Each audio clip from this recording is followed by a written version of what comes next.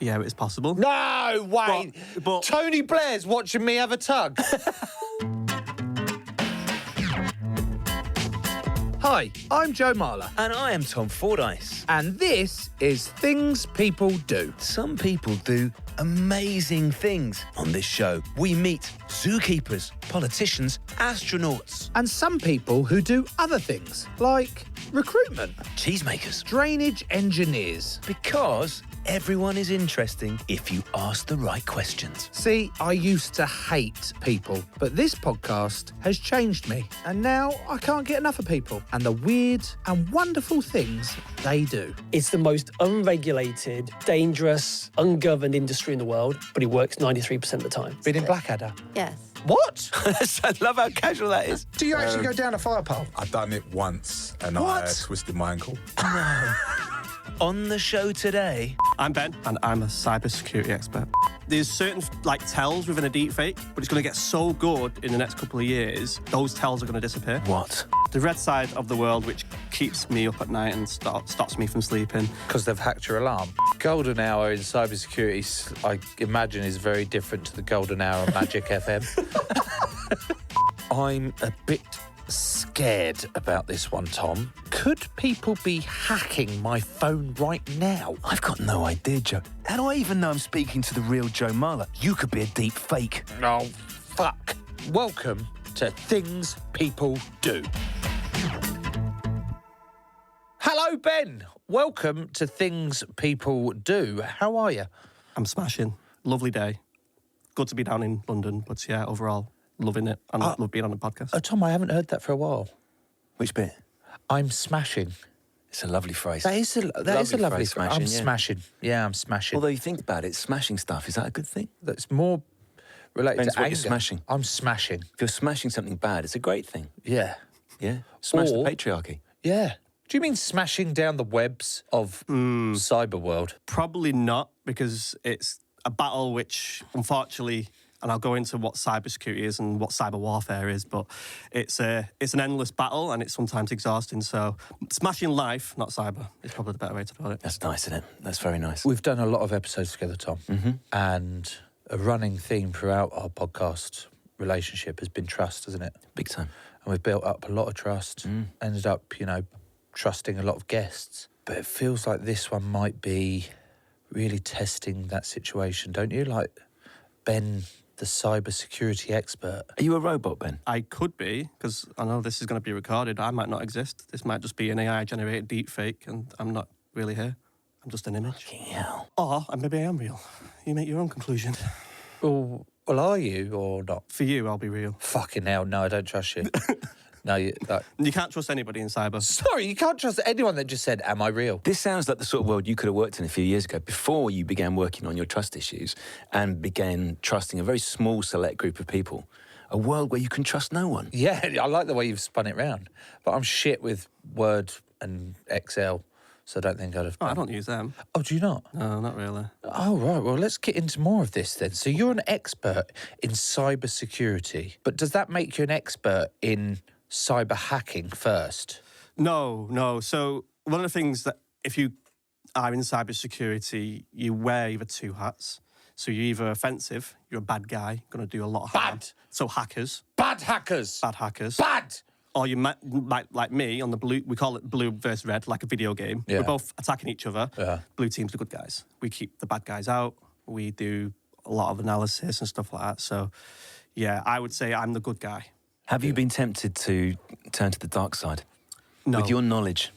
And so you have to understand the bad side. So the best defense is understanding who's going to attack you. So I understand how you'd compromise a system, how you would hack into Joe's phone or his accounts or whatever. So you'd have to understand that breakdown to then put good controls and measures in place so that doesn't happen. And that's one of my roles, is making sure people don't break into accounts and stuff. You're not going to hack into my phone, are you? Unless you set me the challenge, that'd be pretty interesting. But what would I find? That's the scary thing. This is where it comes to trust, Joe. Because what would I find in your phone? Is that stuff that you want to be leaked on the internet? There's nothing on your phone, Joe, of any compromising nature whatsoever, is there, Joe? That silence says itself. Deafening. You wouldn't find a single fucking thing. And if you did... You must hide it well. No, and if you did find something, it would have been AI generated and you just made it up. Oh, I love that. You know what I mean? Spinning it, yeah. So there's nothing on my phone that's compromising me or anyone or any other ex-England head coach. Do you use, Joe, in the Photos app on your phone? Because you've got a new phone today. It's a big day for you, having been mugged and lost your last one last weekend. Actually, I need to talk to you about that, Ben. Yeah, you do. Go on, yeah. I was going to ask, Joe, if you have anything in the hidden folder of your photos. Do you bother with that? There's a hidden folder. Is there actually a hidden folder? Ben's just silently guffawed at you. What do you mean there's a hidden folder? So if you go on any photo and you like, I'm assuming you got an iPhone, you Yeah. can just like in the top right say hide photo and it goes into a hidden folder. So any compromising pictures you probably won't want to just scroll across. You can hide it in a folder. I didn't know that, but I know you told me that exists. But it doesn't matter because you just click on the folder and it opens it up. It'll use like your face. So if somebody broke into your phone, it was like if they got into your photo, it was like you'll need your face to get into. Fuck! Fuck! So you might have needed this before you lost your phone. Well, I didn't lose it, Ben. I got mugged. Oh, It's quite raw. oh. Is Is it emotional? I got damage? mugged last week. Oh man. And today is the first day that I managed to get a replacement phone back. Don't want to delve into that. That was a fucking nightmare. But from getting mugged, the 2 hours before I was able to get home and onto my laptop to do the Find My iPhone thing and then erase from there, the panic that was setting in of, fuck, they're going to go through all my photos. They're going to go through all my passwords. They're going to go through all my WhatsApp, different contacts, all this lot. Damaging. They're going to have everything. And then I was like, oh my God, they're going to attack my bank. They're going to get in my bank. They're going to all this lot. And then I was like, I had no control. I couldn't do anything about it. All I kept thinking was, I wish I had that fucking app that I see people have where they have to put in a passcode or a Face ID for every app they go on. Yep. Do you know what I mean? Like, Yeah, even yeah. on your WhatsApps, you have to then put in and the reason I ever did Not it got is... No. Have you got that? Yeah. The reason I never did that is it just seems like a ball ache. Every time you go on your phone, you add another fucking password. I was That's your like, face. It's though, your isn't it? face. Yeah. It literally doesn't put anything. It just looks at your face. You're looking at the phone anyway. The phone's looking back at you. Boosh, hey presto. so you'd advise that I set that up, Ben? would you? I would highly recommend you set that up. I then got home, did the phone thing. When I said find my iPhone, it was in the place. It was saying it was in the place that I'd been robbed. Yep. And then that made me think that can't be true, or they've immediately erased it, or Yeah, so what people do when they steal your phone is they'll automatically put it on airplane mode. So you can't remotely erase the content, and then they'll use some kind of technology to try and break into your phone. That's what they do. So it's not going to get signals to wipe it for that reason. So, yeah. so What you we're saying saying- there's still a chance? There's still a chance of what? Somebody breaking into your phone, yeah? Yeah. At this point, Ben, what can Joe do to try and mitigate some of the damage here? Because as I hear it, Joe's passwords, photos, none of which are incriminating and none of which involve body parts of Yourself. or any other famous people, let alone a number of contacts, banks, etc., etc. What can Joe do at this point, Ben? So you did the right thing about Find My iPhone and remotely erasing it. That's the first thing I'd always recommend. Huge. Positive. That is a positive. So one gold star for you. Yep. The other one is you mentioned passwords for certain accounts potentially be on the phone. So I'd always recommend if your banking's on there, reset your banking password. Yeah. There's also other things on accounts, so they call it multi-factor authentication. So set up, so it'll send you like a text or your face, for example. Just an extra step will mitigate anybody kind of breaking into your accounts. Okay. Your photos, unfortunately, if they're on there, somebody could steal all your photos. It is likely. Do you back your photos up? Because that's when I hear people's phones going missing, they might not have backups of the photos. Yeah. And that might have really symbolic meaning to the person, and they've lost like years and years of photos. So I would say back it up to like iCloud or other kind of services. Yep. Because that's the one that hurts people the most. Yeah. Is like that symbolic kind of like photo of like a family trip or loved one. So yeah, set that up. If you do have passwords on your phone, we was talking about using your face to unlock your passwords. Yeah. Use that. That's a really good way to stop that happening. So on your new phone, set up a password, set up your face on the apps. That's a good one. Setting up backups for your photos, because people lose phones all the time. You just don't want that stress. You're just like, yes, it's annoying that you've lost your phone, but at least you don't have to then go like multiple hours trying to restore like all your accounts or photos and stuff like that. Okay, well, I think we should move swiftly on from my own traumatic experience of having my dick pics leaked across the world and actually get to the bottom of what cybersecurity actually is. I think let's do it. Yeah, okay. I agree. The industry of cybersecurity is actually pretty new. It's only really existed in the last 10 years because everything digital has blown up. You think about your own living circumstances. Could you survive without technology? Probably not. This podcast couldn't exist. So cybersecurity professionals are there to keep you safe, keep your data safe, keep your pictures safe, all that kind of stuff. And we're employed by companies, by governments, by police, and our job is to do that. And that's the blue side. And I referred to it earlier, like you've got two teams constantly fighting against each other. I always like referring to it like a video game. So yeah, I'm on the blue side where my teams that I build are with their purpose to stop bad things happening. So they're monitoring all different types of communications, systems, events to anticipate a bad thing happening. And they're usually referred to like security operations centres or CSOCs. And you've probably seen them in movies. I know it's wild. There's loads of acronyms and I'll try and not use many of them. No, I like it. Sea socks. Yeah, CSOC. Oh, make sure you put your sea socks on before we go Chilly in in for there it today. Yeah. What is a sea sock? Cybersecurity operations centre. Oh, yeah, it makes sense. Yeah, we love our acronyms. Yeah. And you've probably seen them in movies where it's like massive rooms with screens on the walls, with tiers of analysts looking at those screens. And What, they're real? Yeah. Very much. Oh. And that's what we do in cyber. So you've got like graphs. So it'll show you like a world view, so a global map, and it'll show you where attacks are coming from, what people are doing, what they're trying to do, and we have to anticipate that and hopefully stop that bad thing from happening. Ben, who are these shadowy red figures? We call them, the red side of the world, which keeps me up at night and stops me from sleeping. There's 5 different categories. Because they've hacked your alarm. It could be. It could be your alarm, could be my photos, could be my banking or whatever. Shit gag, sorry. It's all right, you're in a traumatic period. Yeah, I am. He is, yeah, he is. And you can get away with it. No, thank you. I appreciate that. Good I care sympathy. for you. Yeah, no, you do. So the red side consists of 5 different, we call them threat actors. First one is probably the scariest, although it wouldn't affect us 3 or most of the general public, which is nation state. So nation state, they develop weapons of cybersecurity to break into government systems, nuclear facilities, and trying to cause maximum disruption to a nation. So it's nation against nation, UK versus another adversary out there. And their purpose is either to embarrass, steal intellectual property, so like state secrets, and their objective is purely to get into there. So nation state is one of the first threats. And which nation states are we talking about, Ben?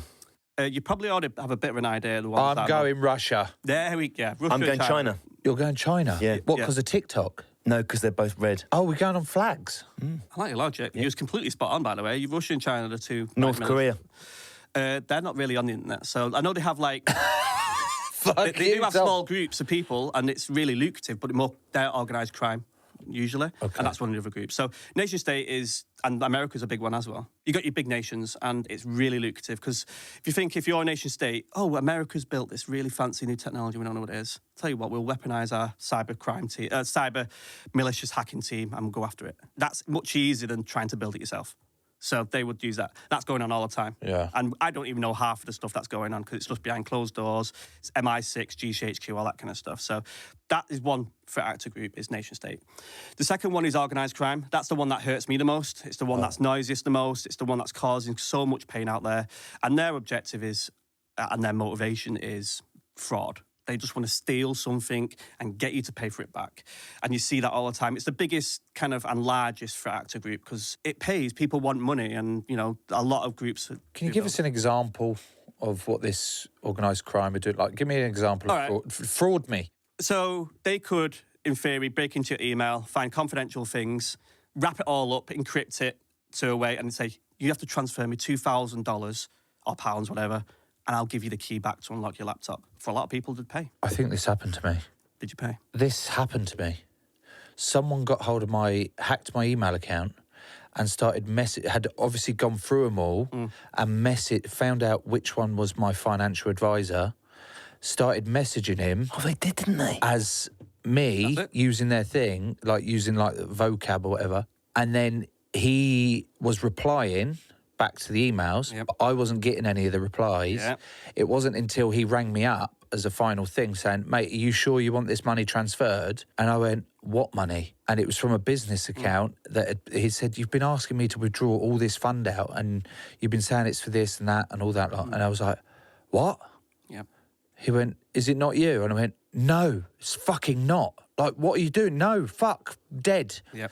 And then I was going back on it. There was no sign of any of these emails going back and forth because and he was like, you need to deactivate that account, change your email account, get on a new one. I'd highly recommend, he recommended me to go for a Gmail account. Gmail's fine. They've got really good security. Microsoft. A lot of the providers do offer good security, but a lot of people just don't know it's there, which is one of the challenges in my industry is people don't realise these features exist to keep you safe. But that is a very prime example of, they call it business email compromise, where they'll get into your account and you just stay there silent, seeing what's going on, and they'll wait for something urgent. Urgency is the biggest kind of thing that threat actor groups do.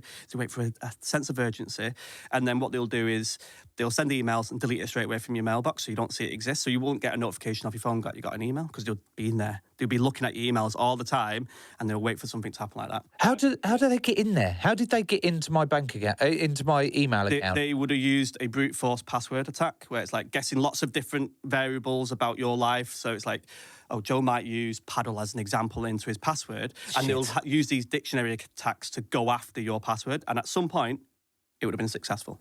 And they would have logged in, and they would have created a backdoor there, which is forwarding emails somewhere. And yeah, effectively be in your account. I've seen examples, even just last year, numerous occasions where that has happened, where they're just staying in people's accounts. And we're talking in the realms of millions of pounds affected.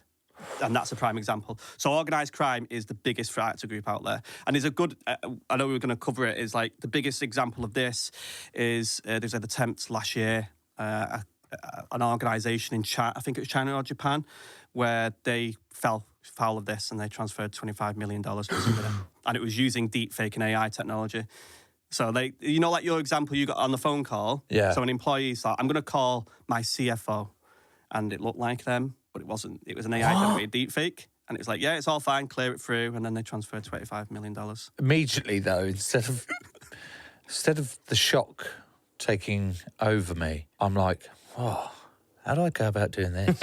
You're turning to the red side. Yeah, I'm feeling a bit of red The here. dark side. That has brought us to passwords, Joe, and clearly your passwords are excellent and it would be impossible for anyone to guess your passwords. But in the past... Remarkable how you brought up paddle. Yeah, I thought I'd just drop it in there. Yeah, I'm going to have to change all my passwords again. Yeah. Or it could be like your pet or your child's name. So I always say people use common passwords and that they can remember. Usually it's like, I don't know, the birthday, their kid's name, their interests, hobbies. Your favourite kid's name. Yeah. Yeah. And that's very easy for me. If I went online, I could do some reconnaissance on you and go, right, okay, these are all the likely things that are related to Joe. I could put that into a dictionary attack and I'd go after your password. How do I go about making it a really secure password then? Because I did have a situation the other day where I was buying a caravan off a bloke and he turned around to me and said, I told him about me getting mugged and all that lot.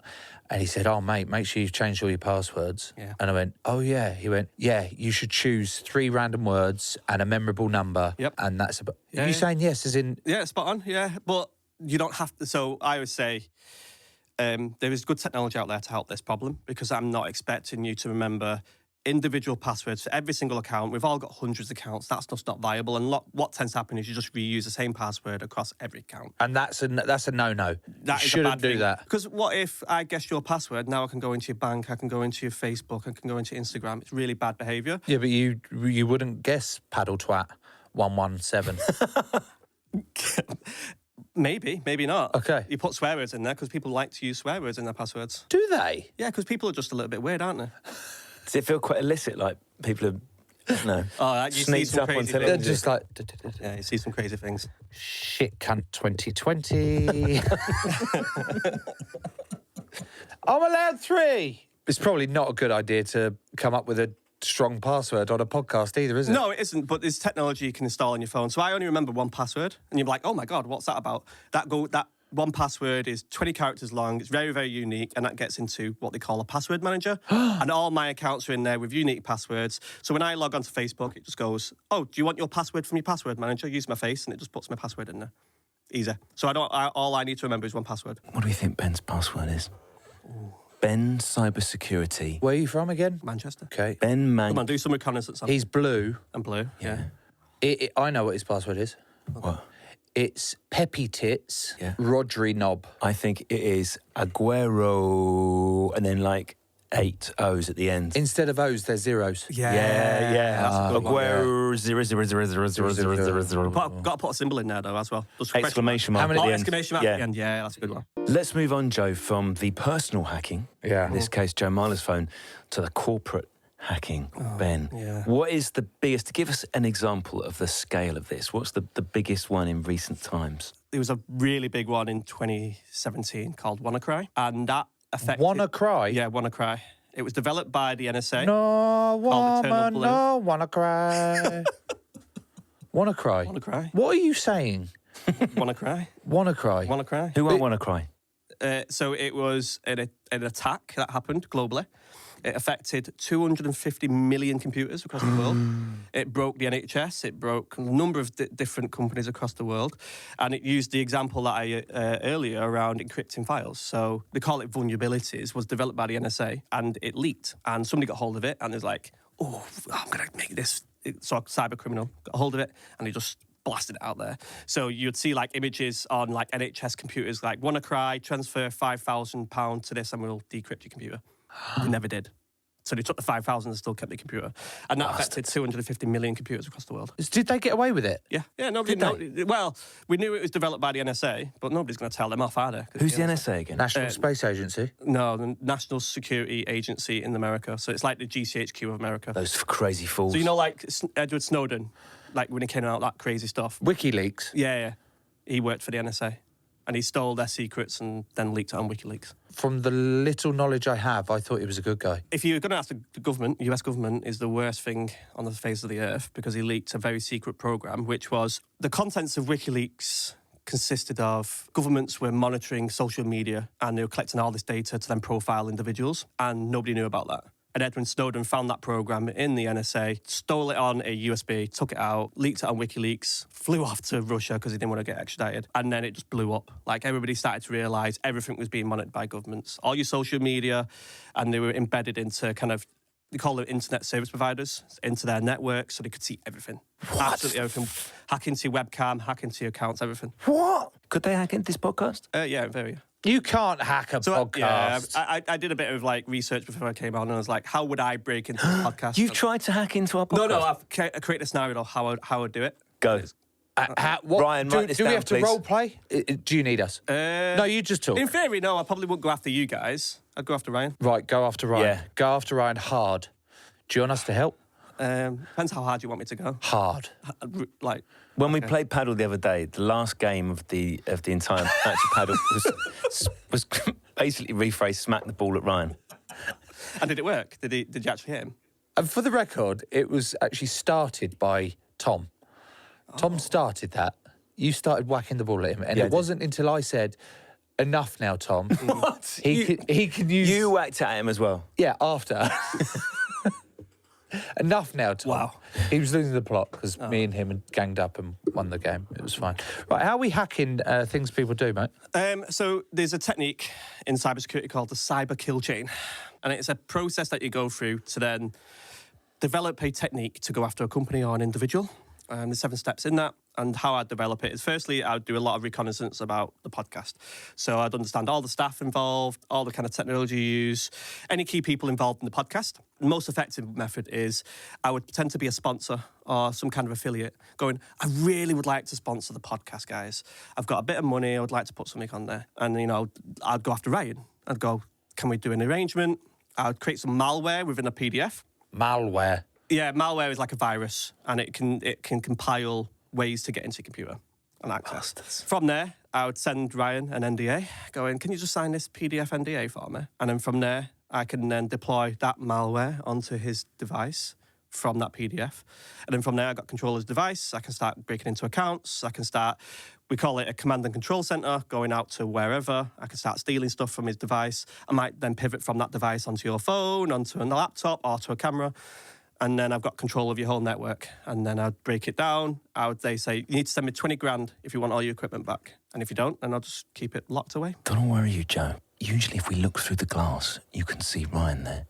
Ryan's gone. I don't know where he's gone. I saw him looking worried. He's Before gone. he vanished as well, just before he vanished, we went, get him out now. Ryan, Ben have you signed out. an NDA recently?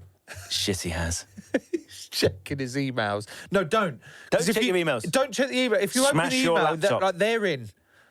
Burn it. Would smashing your laptop help like that scene in The American Office? Probably not, no, because the email isn't hosted on your laptop. It's hosted in Microsoft or Google or whatever it is. I would say the best way to stay secure, if you're super paranoid, the best way to stay secure is just don't have a phone, have a laptop. Just go completely off the grid. That's the only way.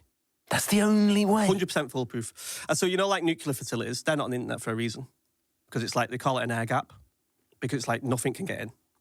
And the only way to hack into a nuclear facility is like physical security. So pretending to be somebody, like, I don't know, a maintenance man. You've seen it in like TV programs and films and stuff. That's why you have to do background checks on employees, usually.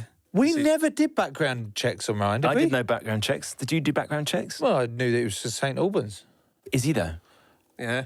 Have you been to his house? No, Yeah. but that's because he's not invited me. Maybe his name's not Ryan. Well, Is it? what? Is your real name Brian? He's given nothing. That's exactly what a Yeah, mole would that's do, what I would though, do. isn't it? Yeah. I would look like flustered and Yeah. go, no, it must be a Yeah. lie. Move on. Next point. Classic long plant mole behaviour. Right, where were we at of the list of threats? We got down to, what was that one called? So that was just me going through an example of, if I wanted to break into the podcast. Yeah, you could. But yeah, there's other groups. So there's more light-hearted ones. So you got like script kiddies. What? I know. Script So this kiddies. is basically somebody who, in their teenagers, they're on a forum, they're clouting, like, I'm just going to break into this company for a bit of clout, a bit of like kudos on a forum. And that's happened with Talk. A 13-year-old broke into Talk like maybe 10 years ago. And he just did it because he wanted to. He wasn't doing it from... A 13-year-old broke into TalkTalk. Yeah, and stole all our data. Yeah. What did they do with it? He just, I don't think he sold it. I know he went to prison, he got caught out, naturally. Went to prison? Yeah.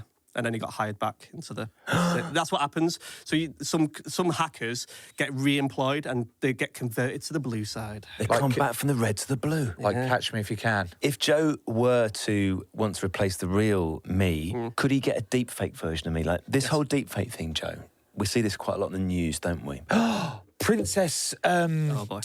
Catherine, what's her name? Kate Middleton. What the fuck is a deep fake? A bit of technology which will take a facial expression of you and try and put you onto a other image and use an AI to do that. That's the most simplest way. It's a lot more complex. And the idea being is, it is possible you could put my face onto Tom's face and I will co-host the thing. Or, even worse, so that's just a bit of a gag and a bit of a laugh. Worst case is somebody could, in theory, record a podcast of you guys like this. It's a deep fake. And you're starting to talk about political agendas, promoting products you don't promote, all loads of crazy stuff. And it's like, it looks like the podcast. It looks like you guys having a conversation because it will manipulate your voice. It will manipulate your kind of facial expression. And yeah, it can go out there. And we've seen that last year, a number of athletes part of the Olympics. So that's part of my job, is I'm involved in sport. And you saw athletes endorsing products that they didn't even do. What? Yeah, on like Instagram and stuff. So this is like Nicolas Cage, John Travolta, Face off, actually coming to life now. What can we do about this, Ben? Should we change our voices? I don't want to scare you, but there's nothing you can do at the moment. There's no technology out there that stops it and detects it. It's really No, scary. you can't detect it. It's very hard to detect. From my personal perspective, the only thing you can really trust is a face-to-face conversation. You can then judge somebody's behaviour if they're lying. You have a decent idea if somebody's lying to you or trying to manipulate you. Yeah. That's the best way. Yeah. So face-to-face interaction is probably the most effective method of building that. But you can't do that with somebody across the world. No, so we'll probably end up, best way to live our lives will be to not find out any information at all and just go through with it without believing this anything. It's the conundrum, isn't it? It's like, what do you trust at some point? It's the conundrum of the new age of digital. Is like, with this technology out there, you just don't know what to trust or not. It's going to have a major effect on everything. We have had a question from one of our patrons on exactly this, Joe. Is it from them or is it an AI them? I don't know. Is it genuinely from George Green or is George Green just a computer somewhere? That sounds quite a in generic Russia, name. on the can read out, Russian-Chinese border, Doesn't if it? there is such a thing. That sounds like Sam Red. Yeah. Yes, it does. Or Gianna Purple? George Green does not exist. He is a robot. Okay, George. George- What have you got to ask us? George, you're going a bit Trumpy there, aren't you? Sorry. That's a new one for you, Camp American. Hello, go for it. What have we got from George? Can you read it? Because your Camp American robot's Okay, beautiful. hello, my name's George Green. How many times a day do you feel like deleting all your online accounts and living off the grid? All the time, especially you see so many examples of people's lives being ruined because they've been hacked or, they've lost their phone. And the most effective way to be secure is literally going off the grid. That's the best way to keep yourself safe. But I always say the inconvenience of that would be pretty bad. Like, how are you going to do banking? How are you going to pay for anything? Like, how are you going to interact with friends, family if you're not going to use a phone? They always say the most secure way is also the most inconvenient way.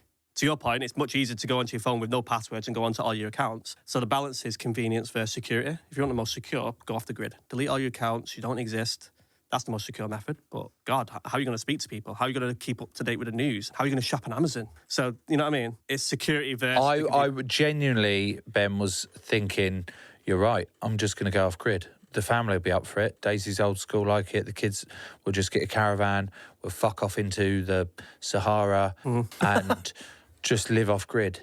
I would love that. And I thought that was going to be, doable until you went, how are you going to order off Amazon? Yeah. And then went, nah, can't do that. I'm staying. I thought so. You know what I mean? And the challenge is, because everything's interconnected now through cyber.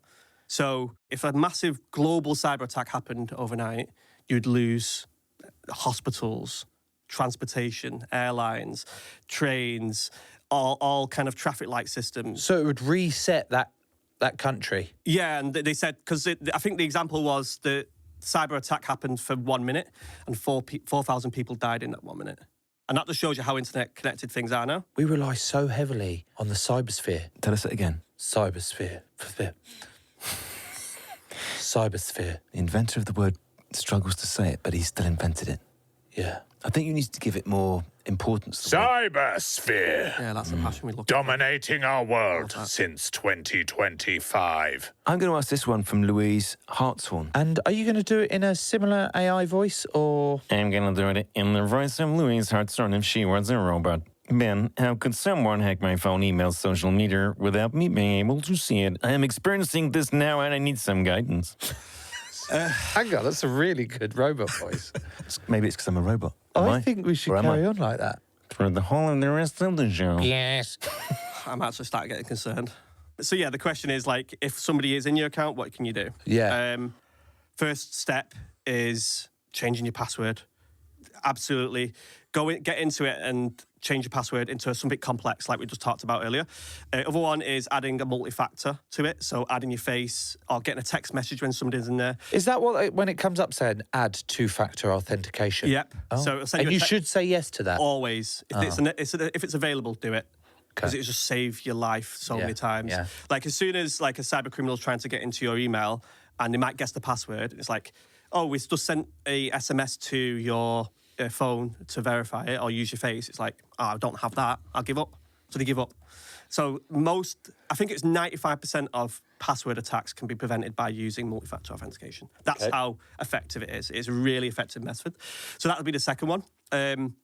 Third one is if you want to know that somebody new is in your account, there is an ability in Google and other ones where it'll send you a notification if somebody new has logged into that from a different location. So it'll say your Instagram has just been logged in from Israel as an example. And it's like, wait, I've never been there. That's clearly dodgy. And you can quickly reset your password and you can kind of kick them out. Yeah. They're three really easy examples of keeping your account secure. If you're super, super paranoid, what you can do is additional account monitoring within Google and Microsoft. So you can keep an entry of all the activity going on there. So using the example you said earlier, Joe, of if somebody was in your email, there's an audit log where you can see what's been going on. And in there, it might go, somebody from some random location just sent an email to my solicitor. It's like, whoa, I didn't send that. So you can do that. So there's other examples. So those are the 4 things I would recommend. Okay. There's a lot of reasons to be paranoid here. There's a lot of reasons to be fearful. So I would like you to ask the question that has come in from Vicky Wallace in the manner of a deeply scared, paranoid person who is on the edge of possibly tears. Hi, Ben. Just a quick one. Whenever a friend of mine feels like the urge to masturbate, they often use their laptop. And on the laptop, they've got a webcam, and they're worried that the government are watching them during said activity. Is this a possibility, or can I just wank in peace? I knew this was going to come up at some point. I just knew it was going to happen. Yeah. So, yeah, it's possible. No, wait. But Tony Blair's watching me have a tug. I always say, like, so there's so many billions of people out there. Why would somebody want to focus on hacking into your webcam? It's very, very unlikely, right? Oh, yeah. But if you were like a political figure, or you on social media as Could an happen. influencer, You could Yeah. become a political figure. yeah, Yeah. that would have influence because I'm like, Joe, I've just seen a webcam snippet of you having some fun with yourself. Hang on, it's not me. It's this is Vicky Wallace. To be fair to Vicky, asking for a mate. Okay. Vicky doesn't specify anything about the particular practice you've specified. He doesn't know that. Vicky does. Vicky's at home thinking, Oh I've yeah, stitched up here. sorry, Vic. I had to add a bit of spice because Ben's been here like spinning a yarn and making me all fucking paranoid. So I wanted to, Wow. put him in the chair. Deflecting. Yeah. Sorry, Vic. Please accept my apologies. It wasn't Vicky who was asking the wank question. I adapted it. But it was the same sort of thing. Yeah. Ben, on the ordinary World Wide Web, there's some fun things. There's, lots of useful information. There's also some quite dark stuff. So how dark is the stuff on the so-called dark web? Because I don't know what it is. I've never seen it. Have I seen it? Have you seen it, Joe? I've never seen the dark web. What is the dark web? I've heard of dark web, but I've also heard of Craigslist. What's Craigslist is just where you've just advertised, like, I want a housemate. So it's not bad. It's not that dark then. Come on. Actually quite useful. Yeah. I thought people go on Craigslist to order drugs. I don't think that really works because, government agencies are monitoring it. So what you end up finding is like, I want to order some drugs off this Craigslist, and the police will show up going, hey up. Have you ordered some drugs off Craigslist? No. Ben, what is the dark web? There's two. So what you were referring to earlier is the open web. It's crawlable. You can go into Google. You can find websites. And, it will say www. Webcam flaps. There you go, webcamflaps.com. And it will automatically find that website and it will serve it to you. That's why it's called the World Wide Web. But it's open, so everybody can find stuff. And yes, you can find dodgy stuff because it's not, internet isn't monitored and it's not controlled. It's the whole idea of freedom of putting whatever you want on the internet. But I'm going to use the iceberg effect. The open web only really consists of maybe 20% of what the actual internet is. What? Or even smaller than that. The dark web is much bigger. What? And the dark web, it's not illegal to go onto it. I wouldn't recommend it because people can do some very dodgy things to your device and monitor you and find out where you're coming from and all that kind of stuff. So there's certain protocols you have to go through if you want to go onto the dark web. Once you're on the dark web, there is no Google. Google doesn't exist in the dark web. So you have to use something called an onion protocol. Not going to go into detail, but it's a way to find websites. And those websites can be legitimate. So countries where the internet is locked down, like North Korea. So there is a dark web example of North Korean journalists or citizens going on there to find information or potentially how to escape. Or like places of war, because what tends to happen in wartime is there is a massive constriction on information. So the best way for journalists to get stuff out of that country is through there. Journalists talking to journalists because they don't want to be monitored by governments, particularly if it's a whistleblower. So Edward Snowden, the example used earlier, that's how he was able to talk to journalists on the dark web. So that is the way dark web is used in a legal way. The illegal way is probably what you're referring to. You can buy anything you can possibly imagine. You can buy somebody, a person. What? You can buy guns, drugs. Without being tracked, or how do you... Within reason, with the right protocols, you could not be tracked. But you have to remember these websites also, because the FBI, all governments are also monitoring these websites. So it's the blue team are always there. Yeah. So you don't trust anybody in dark web. You don't trust anybody.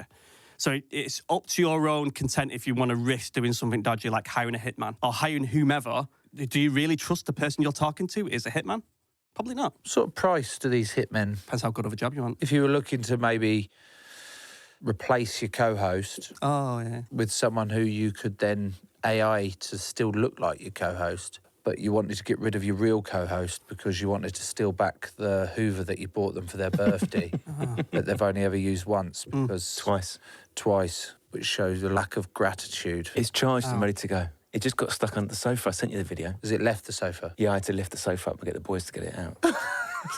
That's fucking scary, isn't it? I'm scared. Are you scared? Are you scared, Ben? To an extent. Like, the governments are pretty good at this stuff. Ben, we've spoken a lot about how people attack it, how people from the red team are constantly getting people's money or fraud or encrypting this and the access in the dark web and all that lot. But how do you go about stopping that? Being the leader of the blue team that you are, quite clearly, how do you go about stopping all these and protecting everyone in doing that? There's a number of methods certain technology can deploy. So, like, if I'm in an organisation, I can deploy certain things in that company to then monitor transactions, and then we can set up certain detections to go, I don't know, Joe's doing something dodgy on his laptop, and we would instantly get an alert. Never happen. And I'd stop you. So we'd stop you before it happens. So we would lock you out of your device, and you wouldn't even know. It would just like, I can't log onto my device. Oh, because we've detected that something dodgy is going on there. So if I was there going, right, how do I hire this hitman to kill off Tom Fordyce? I mean, a mate of mine. Yep. You could detect that and shut it down. We'd get an alert going, there is some harmful content being discussed.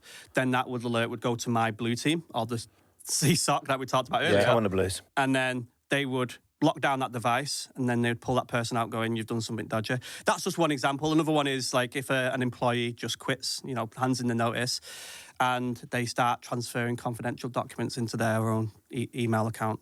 We would know about that straight away going, this person is starting to transfer confidential documents away from the company. This is really bad, and we'd lock them out. And we call it human behaviour profiling when it comes to an organisation. So us three, we might be in the green. We're not doing anything dodgy. We're opening up Excel. We're doing Word. Doing boring email. It's not that exciting. Just like, right, that's our profile. But I don't know. Tomorrow, Joe, you might be going, I'm going to go on the dark web. Hypothetically. Yeah. You go from green to amber. So you're now part of the high risk category. Oh. So anything you do from there is then going to start the alarm bells going. So if you go onto the dark web and then start downloading some software, which we can't verify. Amber to red. And we're going to lock you out, stop your account. And then we would then contain that. We might take your laptop off you and wipe it because we just don't know what you've installed. And that could be potentially, you could be kicked out of the company. So that's like the insider threat. The external one is much harder. So you want to put walls around your company, and it's stopping people coming in. So they're scanning for vulnerabilities. They're looking for gaps within your company to try and get it in. That's the most nervous phone call you can get as a blue team is 3 o'clock in the morning, somebody's in your network. And it's like, okay, we have 1 hour to kick them out or your company's lost. We call it the golden hour of cybersecurity. You got an hour? Yeah, an hour to figure out or you lost. Golden hour in cybersecurity, I imagine, is very different to the golden hour of Magic FM. 1 hour of back-to-back classics. Everyone a hit. The golden hour in cybersecurity. Oh, jeez. Do you know what I'm getting the sense of, Joe? Not all heroes wear capes. Yeah? Some heroes, they sit at laptops. They sit at keyboards, like Ben and the rest of the blue legends out there. And they save us all every single day. You're a blue hero. We are unsung. A lot of people, you mentioned in that, nobody realises these people, cybersecurity exists. They don't understand, like, there's professionals out there doing this stuff every single day. There's hundreds of thousands of attacks going on every single day. And people just don't know it's happening. And without these people, you would lose your accounts, you'd lose your life savings, you would lose everything. And these blue teams are there to stop those bad things from happening. And, we don't really get the plaudits or maybe the acknowledgement from companies because they just expect us to do a good job. And I think that's the same with any profession. If you're doing a good job, you don't really get the plaudits. But when something bad's bad and you fix it, that's usually when tap on the back, well played. What's your wrist like? What do you mean? Well, you sat at computers quite a lot. You got repetitive strain? Not really. Have you got repetitive strain injury? It's mainly the eyeballs because you're at screen all Yeah, but your eyebrows, your eyebrows. Your eyeballs look fantastic. They don't look square at all. Because I don't do all the work now. I lead teams that do it. Well played. I coordinate, I delegate. Ben, you've been fantastic. Thank you so much for coming on the show, you legend. Thank you very much for having me, and hopefully not scared too many people. Scared the fucking life out of everyone, but it's fine.